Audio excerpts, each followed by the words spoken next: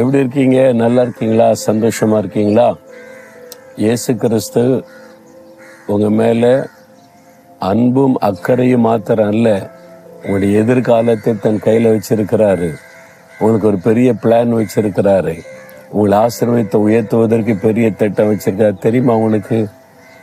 ஏதோ இப்ப கஷ்டப்பட்டுக்கிட்டு இருக்கிறாங்க, இப்ப நெருக்க அவமான பாடுகள், அனுதின வாழ்க்கையில ஒரு போராட்டமா இருக்குது அப்படின்னு நினைக்கிறீங்களா? இல்ல, உங்களுடைய எதிர்காலத்து குறித்து தேவன் வைத்திருக்கிற திட்டம் உங்களுக்கு தெரிஞ்சிருக்கணும்ல.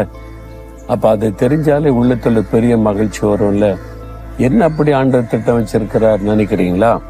செப்பனியா 3:20 நான் உங்களை கீர்த்தியும் புகழ்ச்சியுமாய் வைப்பேன் என்று சொல்றார். என் மகனே, நான் உன்னை கீர்த்தியும் புகழ்ச்சியுமாய் வைப்பேன். என் மகளே, உன்னை கீர்த்தியும் புகழ்ச்சியுமாய் வைப்பேன் அப்படின்னு ஆண்டவர் சொல்றார்.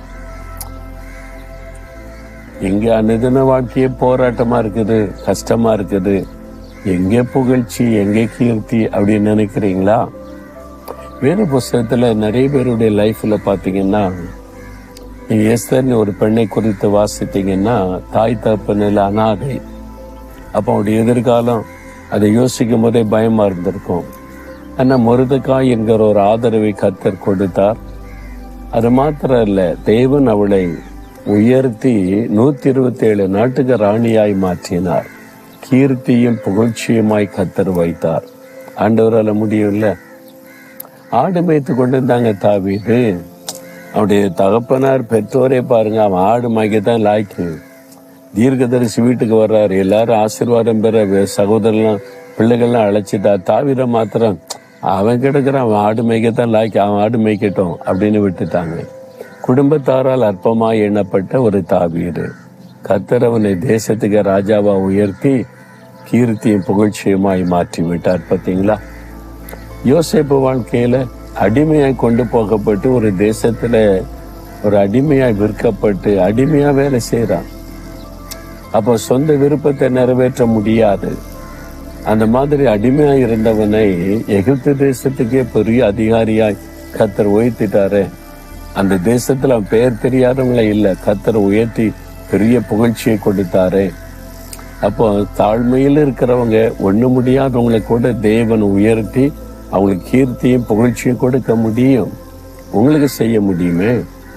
இன்னைக்கு பாருங்களேன், போற இடம்லாம் மக்கள் ரொம்ப சந்தோஷமா என்னை வாழ்த்துறாங்க. எந்த தேசத்துக்கு போனாலும் பார்க்க முடியுது. பல மதத்தை சார்ந்த மக்களும் மரியாதை கொடுத்து பேசுறாங்க. அப்படி சந்தோஷமா பேசுறாங்க.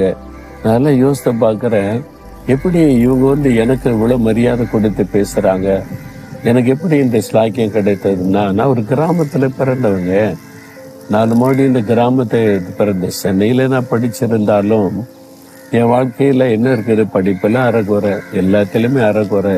ஒண்ணுமே முடிச்ச பட்டங்கிட்ட எதுவும் வாங்கின சிறப்பெல்லாம் கிடையாது.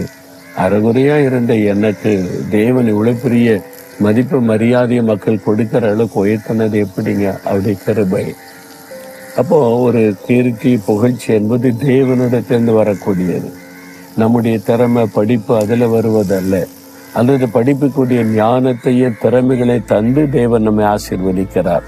தானியேலுக்கு கொடுத்தார்ல, ஆண்டவர் 10 மடங்கு ஞானத்தையும் திறமைகளையும் கொடுத்தார்ல, உங்களுக்கு தருவார். உங்களுடைய படிப்புல நீங்க மேன்மைப்படுத்தப்படுவீங்க, வேலையில மேன்மைப்படுத்தப்படுவீங்க, பிசினஸ்ல மேன்மைப்படுத்தப்படுவீங்க, நீங்க செய்கிற காரியத்துல நீங்க கனப்படுத்தப்பட்டு ஒரு புகழ்ச்சி உங்களுக்கு இருக்கிறது. ஐயோ, நீங்க சாதிச்சிட்டீங்க, இவ்வளவு சிறப்பா செய்திருக்கிறீங்கன்னு உங்களை புகழ போறாங்க. ஆண்டவர் உங்களை கீர்த்தியும் புகழ்ச்சியமாய் வைப்பேன் என்று வாக்கு கொடுத்திருக்கிறார். பிறகு எதுக்கு நீங்க பயப்படணும்? கர்த்தரால் உங்களுக்கு கீர்த்தியும் புகழ்ச்சியும் வர இருக்கிறது. அதனால நீங்க சந்தோஷம், ஆண்டவரே இந்த வாக்குத்தத்தத்தை எனக்குரியது, எனக்காக நீர் வைத்திருக்கிற கீர்த்தி புகழ்ச்சிக்காய் ஸ்தோத்திரனை துதிக்க ஆரம்பிங்க. எந்த இடத்தில் உங்களை மற்றவங்க அற்பமா எண்ணினார்களோ அவங்கள கண்களுக்கு முன்பாக உங்களை புகழ்ச்சியாக கர்த்தர் வைப்பார். அவங்களே உங்களை புகழுவாங்க. உங்களை பற்றி எப்படியோ நினைச்சேன், நீங்க இவ்வளவு பிரம்மாண்டமா காரியத்தை செஞ்சிருக்கீங்களேன்னு சொல்லி உங்களை புகழ போறாங்க. அந்த மாதிரி ஒரு ஆசீர்வாதத்தை தான் கர்த்தர் வச்சிருக்கிறார். நமக்கு கீர்த்தியும் புகழ்ச்சியும் கொடுக்க அவர் சிலுவையிலே தன்னை பலியாய் கொடுத்தார். கைகளை கால்களை ஆணியடிக்க ஒப்பு கொடுத்து அவமானங்களை சகித்தார், பாடுகளை சகித்தார், நிந்தைகளை சகித்தார். ஏன்? என் பிள்ளைகளை நான் கீர்த்தியா புகழ்ச்சியா வைக்கணும், அதுக்காக நான் எந்த அளவுக்கு பாடுகள் மத்தியில் போனாலும் பரவாயில்லன்னு சொல்லி அப்படி தன்னை அர்ப்பணித்து கொண்டார். இப்படி நேசிக்கிற ஒரு இயேசு உங்களுக்கு இருக்கும்போது எதுக்கு நீங்க கலங்கணும்? நீங்க கலங்காதங்க. நீங்க இருக்கிற இடத்துல கர்த்தர் உங்களை புகழ்ச்சியாக வைக்க போகிறார். புகழ்ச்சி உங்களை தேடி வரப்போகிறது. விசுவாசத்தோடு இருங்க. கருத்தை ஒரு ஜெபம் பண்றீங்களா? ஆண்டவரே, கீர்த்தியும் புகழ்ச்சியமாய் வைப்பேன் நீ வாக்கு கொடுத்திருக்கிறீங்க. நான் விசுவாசிக்கிறேன். நீர் என் வாழ்க்கையிலும் கீர்த்தியும் புகழ்ச்சியும் தந்து ஆசீர்வதிக்கிறதற்காய் ஸ்தோத்திரம், ஸ்தோத்திரம். இயேசுவின் நாமத்தில் ஆமென்.